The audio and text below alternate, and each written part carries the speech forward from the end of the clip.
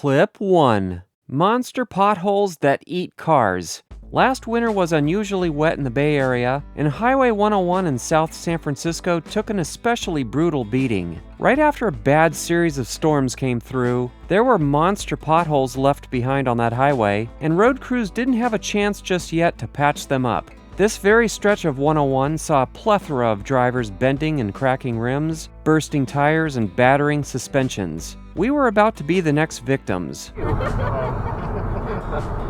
to drive when you're not.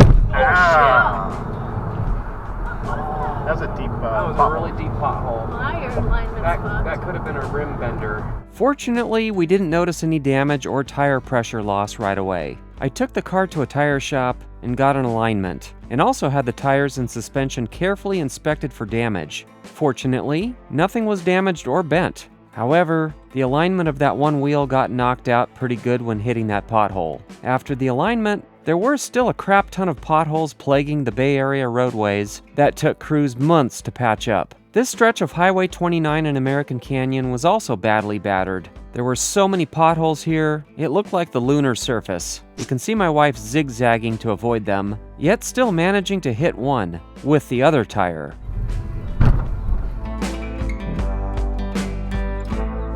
A few days later, I hit yet another one with the same car and same wheel that had just gotten aligned after the initial big hit. Granted, those last two potholes were much smaller, and I didn't bother with another $200 alignment. Let's hope this next winter is more forgiving. Drive when you're not.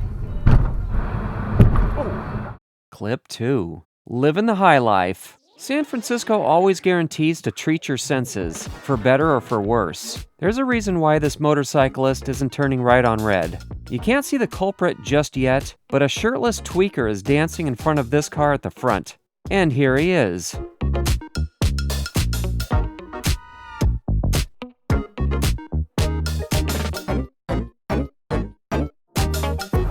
this guy. Yeah, what is he doing? He's just jumping around? Yep, keep dancing the Vida Loca. Clip 3. Stock tires, yo. One of the first things you might have discovered after you bought your car brand new is that the manufacturer didn't install great tires on your car at the factory. I was about to experience a chilling clue to that. The roadway was dry, except for this one patch. The factory tires just couldn't handle it. Whoa. That was kind of scary. After this incident, I did some research and found that a bunch of other people found this tire to be underperforming on wet pavement, and that there are many far better performing tires than this one. Needless to say, we ditched the stock tires on both our cars and upgraded before the next rainy season kicks in. Clip 4. A really funny town. This clip was sent in to us by driving in the DCBA area. If you're driving through Charlottesville, you better be carrying an extra pair of underwear, and don't trust that fart, because it just might end up being more than you bargained for. Charlottesville? There's no way that's a real town name. Oh my gosh, that is a terrible town name. Clip 5. An interesting police response.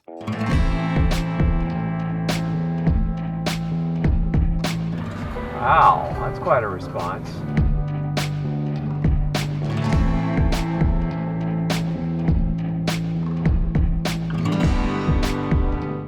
Clip 6. Crop dusters in action. If you live in a rural farmland, you probably see crop dusters regularly.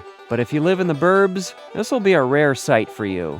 Before we see it, this is a C-17 Globemaster doing practice flights out of Travis Air Force Base. And here's the crop duster swooping down low over the almond orchard, about to release a load of pesticides.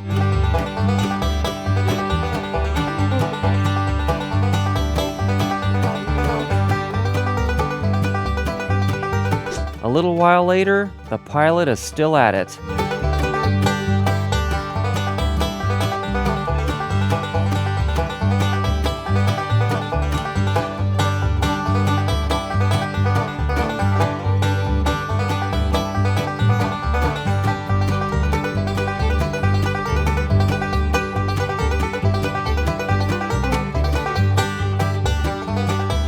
I better close the windows.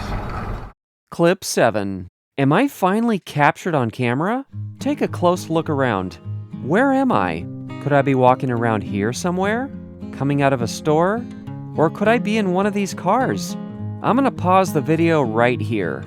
Just take a wild guess where I am in this shot.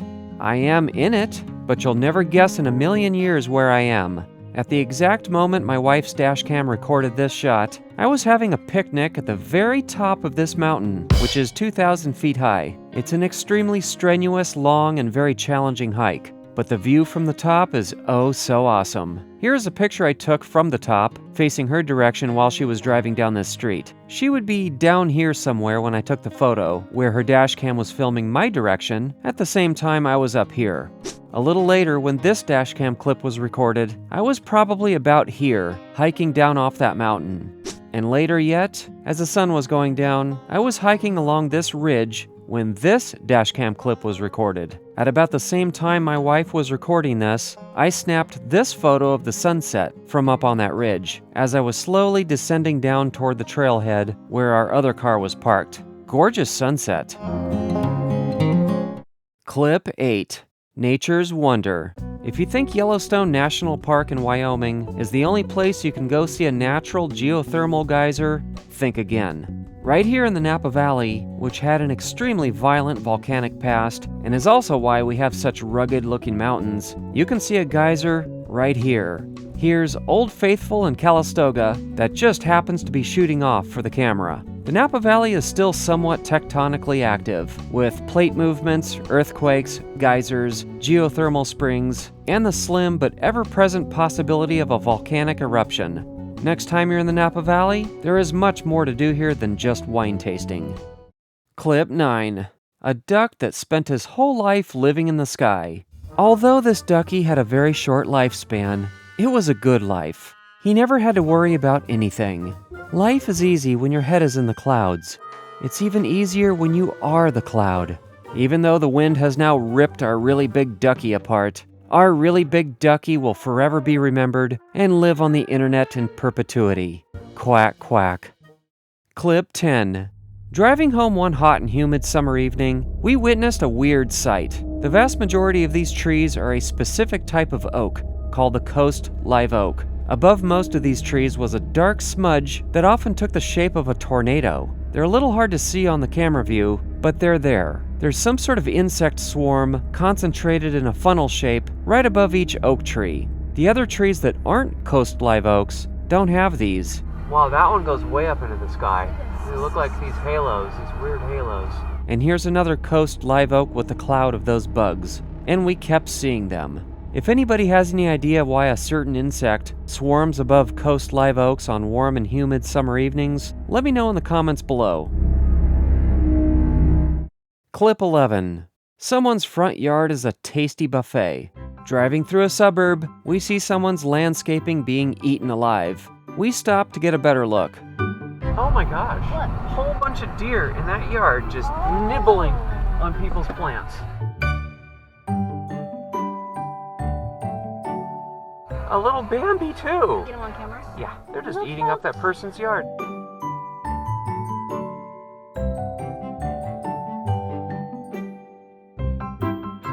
If you're concerned about your plants being eaten by deer, there is a product I use which actually works, and it's a repellent spray that is sprayed onto the plants, which emits a very foul odor that will make deer and rabbits not want to eat any plants sprayed with the stuff. Perhaps the people who live at this residence ought to consider investing in some.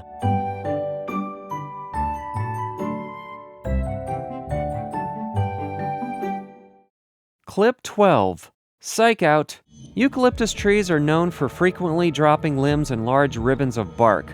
As I'm about to pass underneath one such tree, I begin to see something big-ish falling, and my immediate thought was, oh shit, a branch, along with a reflexive swerve. Ooh. But then I realized it was just bark. I can relax now.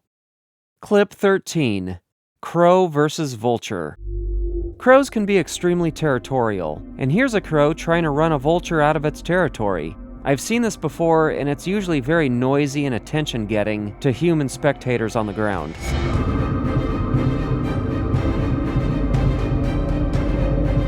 And indeed, the fight got the attention of this couple.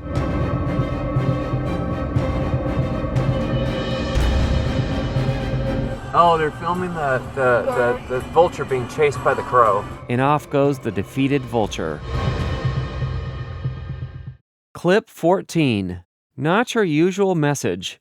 Normally you would see something like, "Wash me," written in the dust on a dirty car. But someone has a different message. "Eat my ass," it says.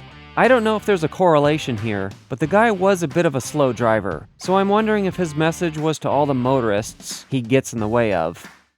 Clip 15.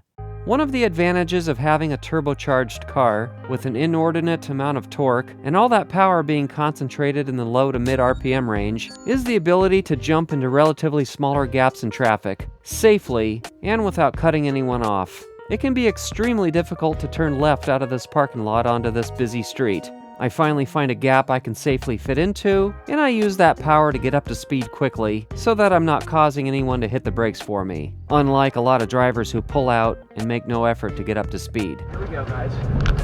A bit of turbo. A nice little bit of poke there, isn't it? Yeah, that's nice. Even fully loaded, it doesn't do too fast. Nah. I just didn't want to cut that car off, so I gave it the beans. Got right in there. You ever driven a Tesla? No. They're fast. Yeah, instant power. You don't have to wait for the engine to wind up to get that full torque. My old car was gutless and just made more noise the harder I pushed the gas instead of accelerating much. It was like driving a brick. With that car, I wouldn't have even dreamed of trying to turn left here with this much traffic. But that car has long been scrapped and sold for parts. Clip 16. Buzzing the freeway. One beautiful morning, we're treated to this sight. I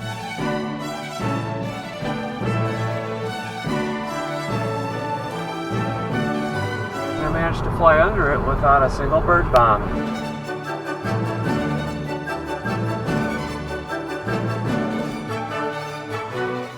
Clip 17. The long path. One night we captured a shooting star that seemed to take a longer visible path than we're used to seeing. There were some trees partially blocking this event, but you can see where we first see it up here.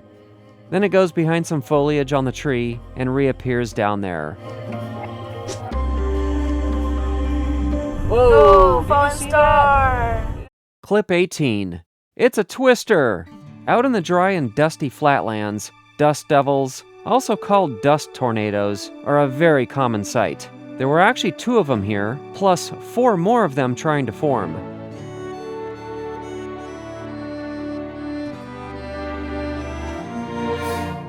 And this one, which is a bit hard to see, is trying to dance with the horses.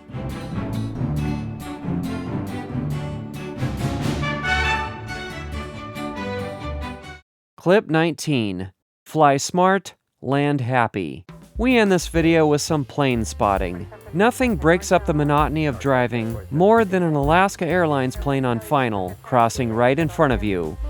Clear to land 28 right, 270 Papa Charlie. 2351, San Francisco, turning to the left, settle in, type of holding runway 1. Clear to land to the left, John, 2351. Got 9055, San Francisco, turning 1 left, line up and wait, settle in 1. I'm way 1 left, go, settle 5 Alright guys, there's a lot more exciting content to come, so be sure to subscribe, hit that bell icon, drop a comment below, give us a thumbs up and share. Also, check out some of our other videos. Thank you for watching.